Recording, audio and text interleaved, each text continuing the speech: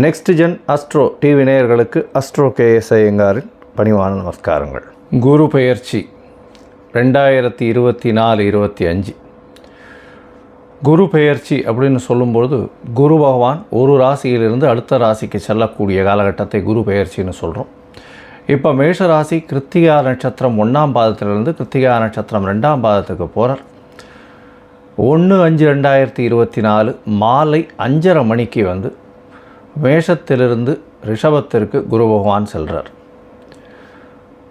11/5/2025 வரலும் குரு பகவான் ரிஷபத்தில் இருக்க போகிறார். இந்த ஒரு வருஷம் ரிஷபத்தில் இருக்கக்கூடிய காலகட்டத்தில், அதாவது சித்திரை மாதம் குரோதி வருஷம் சித்திரை மாதம் 18ஆம் தேதியிலிருந்து விஸ்வாசு வருஷம் சித்திரை மாதம் 28ஆம் தேதி வரலும், அதாவது சித்திரை மாதத்தில் வந்து 18ஆம் தேதி குரோதி வருஷத்தில், அதாவது 1/5/2024 11/5/2025 வரையிலும் குரு பகவான் ரிஷபராசியில் இருக்கக்கூடிய பலன்களை இப்போ பார்க்க போகிறோம்.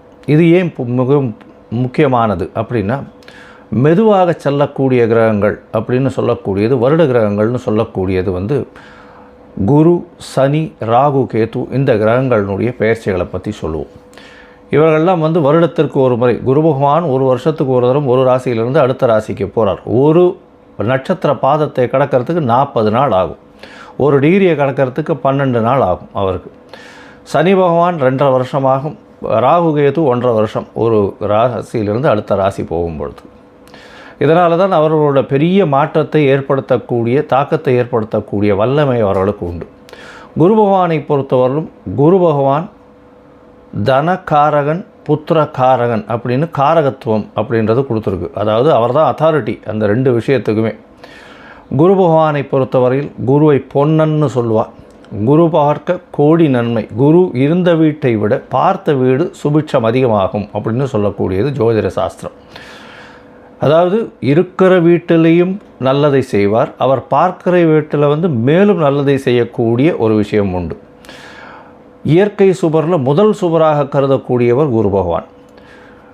நம்மளுடைய இந்த பிளானட்டரி பொசிஷனில் வந்து ரிஃப்ளெக்ஷன் ஆஃப் சன்லைட்டை வந்து எடுத்து பார்த்தோமே, ஆனால் சூரியனிலிருந்து வாங்கக்கூடிய கதிர்களை 2 மடங்காக பிரதிபலிக்கக்கூடியவர் வந்து குரு பகவான் அப்படின்றத வந்து சயின்டிஸ்ட் ஆராய்ச்சி இப்போ சொல்லியிருக்காங்க. அதனால் குருவினுடைய தாக்கம் ஒரு மனிதனுக்கு ஒரு பெரிய ஏற்றத்தை கொடுக்கும். ஏன்னா தனகாரகன், புத்திகாரகன், அதாவது தனகாரகன், அதை தவிர வந்து புத்திரகாரகன், அதை தவிர படிப்புக்கு எந்த ஒரு விஷயத்திலும் வீட்டில் சுபத்துவம் நடக்கணும் அப்படின்னா குருவினுடைய அந்த ஒரு ஆசீர்வாதம் இருக்கணும். அதனால தான் குரு பார்க்க கோடி நன்மைன்னு சொல்கிறது. குரு எந்தெந்த இடத்த பார்க்குறாரோ அந்தந்த இடமெல்லாம் அதீத சுபமாகும். இந்த இயற்கை சுபரான குரு பகவான் ஒன்று நல்லது செய்வார், இல்லை நல்ல எதையுமே செய்யாமல் இருப்பார். கெடுதல் அப்படின்றது வந்து யாருக்குமே செய்ய மாட்டார். ஏன்னா அதிகமான சுபர் அப்படின்னு சொல்லக்கூடியவர் குரு பகவான். அவர் வந்து சாத்வீக குணத்தை உடையவர். அதனால் வந்து யாருக்கும் தீமை அப்படின்ற ஒரு விஷயத்தை செய்ய முடியாத அளவுக்கு இருக்கும்.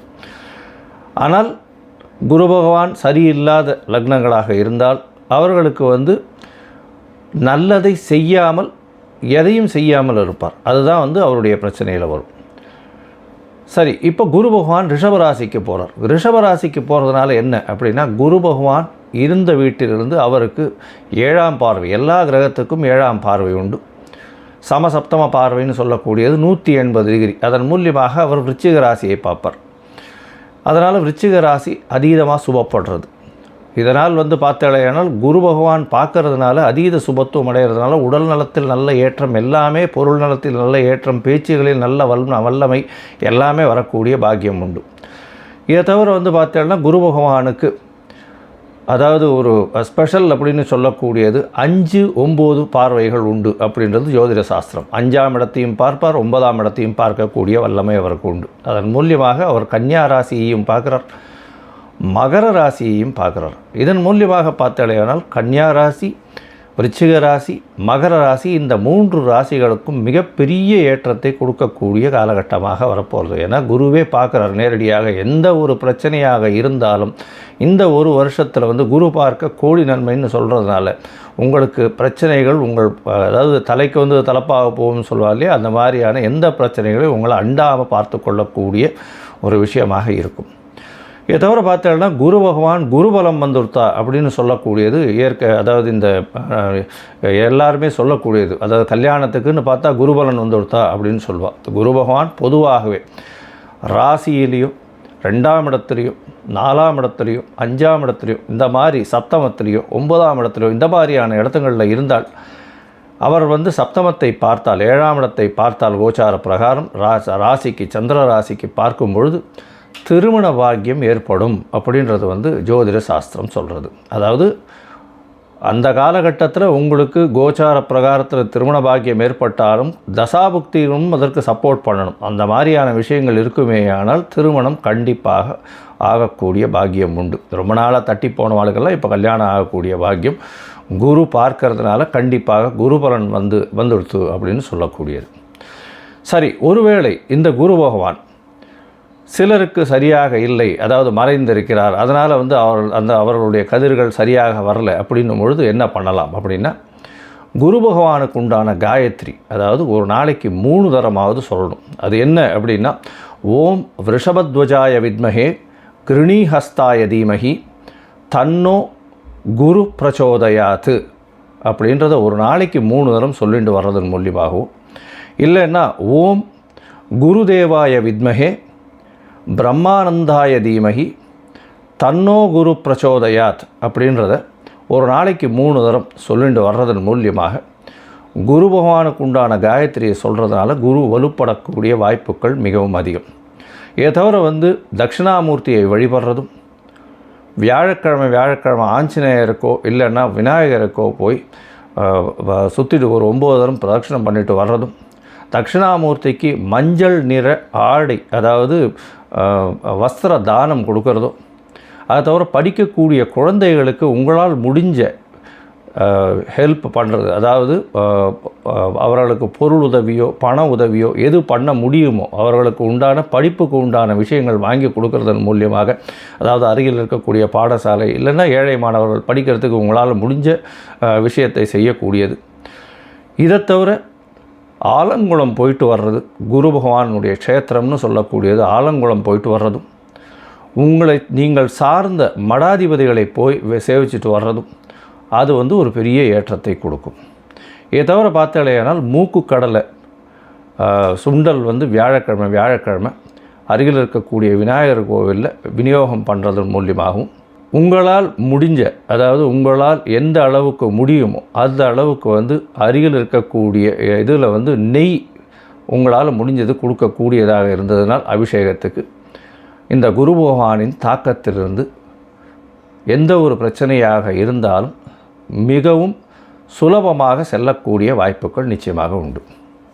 சரி, இப்போ மேஷம் முதல் மீனம் வரை குரு பகவான் ஒரு ராசியாக என்னென்ன பலன்களை தருவார் அப்படின்றது நம்ம இப்போ பார்க்கலாம். ரிஷபம், கிருத்திகை, ரோகிணி, மிருகசீரிஷம் இந்த 3 நட்சத்திரம் 9 பாதங்களை கொண்ட ராசியின் அதிபதி சுக்கிர பகவான் இந்த வருஷம் பார்த்தாலேயானால், அதாவது குரோதி வருஷம் 18ஆம் நாள் சித்திரை மாதத்தில் 1/5/2024 குருபெயர்ச்சியார். இந்த குருபெயர்ச்சி பலன்கள் பெரிய ஏற்றத்தை கொடுக்க போகிறது. குரு பகவான் உங்களுடைய ராசியிலேயே உட்கார்றார். குரு இருக்கும் இடத்தை விட பார்க்கும் இடம் அதீத சுபத்துவம் பெறுறதுன்னு ஏற்கனவே சொல்லியிருக்கேன். உங்களுடைய ராசியிலேயே குரு பகவான் உட்கார்றதுனால உங்களுடைய மதிப்பு கூடும்.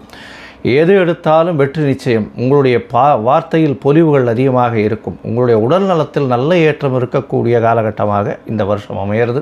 அதாவது இந்த வருஷம்னா இந்த குரு பெயர்ச்சி அமையிறது. இந்த குரு பெயர்ச்சி அடுத்த வருஷம், அதாவது விஸ்வாசு வருஷம் சித்திரை மாதம் 28ஆம் தேதி வரலும் இருக்குது.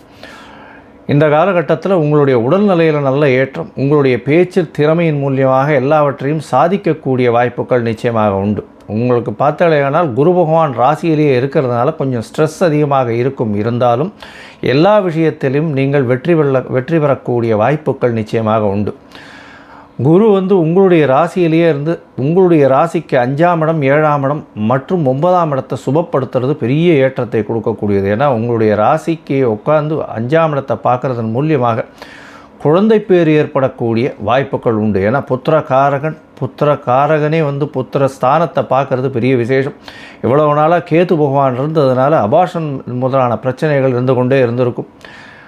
அதாவது ரொம்ப நாளாக குழந்தை பிராப்தி இல்லாதவர்களுக்கு தான் அதனுடைய கவலை தெரியும். குழலினிது யாழினிது என்ப தன்மக்கள் மழலை சொல் கேளாதோர்னு வள்ளுவன் சொன்ன மாதிரி குழந்தை பிராப்தி இல்லாதவர்களுக்கு அந்த கஷ்டம் தெரியும். அதனால் ரொம்ப நாள் குழந்தை பிராப்தி இல்லாதவர்களுக்கு இப்போ ஒரு பெரிய வரப்பிரசாதம் கிடைக்க போகிறது. குரு பகவானிலிருந்து அருள் நிச்சயமாக உண்டு.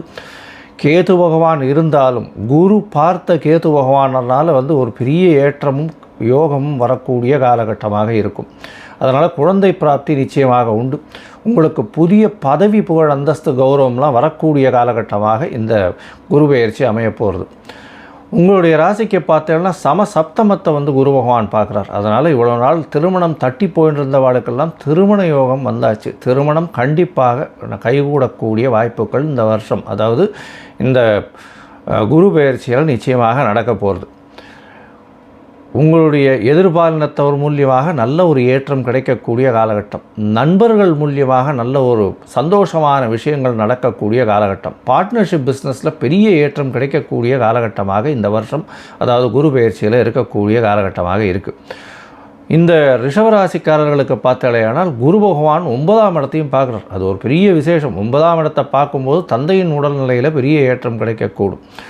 அதை தவிர வந்து வெளிநாடு போய் படிக்கணும்னு நினைக்கக்கூடிய மாணவியர்லாம் பார்த்தாலேயானால் வெளிநாட்டுக்கு போய் படிக்கக்கூடிய பாக்கியம் கிடைக்கும். ஏன்னா 9ஆம் இடத்துல குரு பகவான் பார்த்தால் நிச்சயமாக வெளிநாடு போகக்கூடிய பாக்கியம் கிடைக்கும். ஏன்னா ஒரு சுபர் பார்க்க அந்த இடம் சுபத்துவம் அதிகமாக கூடுதலாக இருக்கும். அதனால் வந்து வெளிநாடு போகக்கூடிய பாக்கியம் உண்டு. மேல் படிப்பு படிக்கக்கூடிய பாக்கியம் நிச்சயமாக கிடைக்கும். அதுவும் 9ஆம் இடத்தை போய் பார்க்குறதுனால மேல் படிப்புக்கு, அதாவது மாஸ்டர் ஆஃப் சயின்ஸு இந்த மாதிரியான விஷயங்கள், அதை தவிர வந்து ஐஐடியில் வந்து எம்டெக் படிக்கிறது, இல்லைன்னா வந்து சூப்பர் ஸ்பெஷாலிட்டி படிக்கிறது, நீட்டில் நெக்ஸ்ட்டு அப்படின்னு பண்ணுறாங்க இல்லையா, அதை தவிர சூப்பர் ஸ்பெஷாலிட்டி, இதிலெல்லாம் வந்து போட்டித் தேர்வில் வெற்றி பெறுறது, இதெல்லாம் வந்து நிச்சயமாக நடக்கக்கூடும். வெளிநாட்டிற்கு போய் எம்பிஏ இந்த மாதிரியான விஷயங்கள், அதாவது ஆக்ஸ்போர்ட், கேம்பிரிட்ஜ் இந்த மாதிரியான யூனிவர்சிட்டியில் படிக்கணும்னு பார்த்துட்டு இருக்கவாளுக்கு, அதாவது டாப் ஒரு 20 யூனிவர்சிட்டிஸில் படிக்கணும்னு யோசிச்சுட்டு இருக்கவாளுக்கு பெரிய ஏற்றம் கிடைக்கக்கூடிய காலகட்டமாக இந்த வருஷம் அமைய போகிறது. இந்த வருஷத்தில் பார்த்தாலேயானால் உங்களுடைய ஸ்ட்ரெஸ்ஸு கொஞ்சம் அதிகமாக இருக்கும். அதாவது மைண்டு வந்து ரொம்ப ஸ்ட்ரெஸ்ஃபுல்லாக இருக்கும். மனசு கணக்குகள் ரொம்ப அதிகமாக போட வேண்டியிருக்கும். உடல் நலத்தில் நல்ல ஒரு ஏற்றம் இருக்கக்கூடிய காலகட்டம், கவலைப்பட தேவையில்லை. தந்தையின் உடல் நலத்தில் நல்ல ஒரு ஏற்றம் இருக்கும். தந்தை மூலியமாக சொத்துக்கள் வரக்கூடிய காலகட்டமாக இருக்கும். திருமண பாக்கியம் அமையக்கூடிய வாய்ப்புகள் உண்டு. அதை தவிர குழந்தை பிராப்தியும் ஏற்படக்கூடிய பாக்கியம் நிச்சயமாக இருக்குது. மொத்தமாக பார்த்தாலேயானால் இந்த குரு பெயர்ச்சி ஒரு பெரிய ஏற்றத்தை கொடுக்கக்கூடிய குரு பெயர்ச்சியாக இருக்குது. பொன்னான குரு பெயர்ச்சியாக இருக்கக்கூடிய காலகட்டமாக இருக்குது. நீங்கள் அருகில் இருக்கக்கூடிய ஆஞ்சநேயர், அதாவது நாமக்கல் ஆஞ்சநேயரை போய் வழிபட்டுட்டு வாங்கும். ஒரு வியாழக்கிழமையாவது அங்கே போயிட்டு அவருக்கு ஒரு உங்களால் முடிஞ்சது, அதாவது ஒரு வெண்ணக்காப்பு சாத்திட்டு வாங்கும். அது ஒரு பெரிய ஏற்றத்தை கொடுக்கும். முடிந்தவரை கல்வி கற்கும் மாணவர்களுக்கு உங்களால் முடிஞ்ச உதவியை செஞ்சுட்டு வாங்கும். அது வந்து குரு பகவானுக்கு செய்யக்கூடிய ஒரு பெரிய விசேஷமான பிரீத்தியாக கருதப்படுகிறது. அதனால் அதை பண்ணுங்க. எந்த ஒரு பிரச்சனையிலிருந்தும் நீங்கள் வெற்றி காண முடியும்.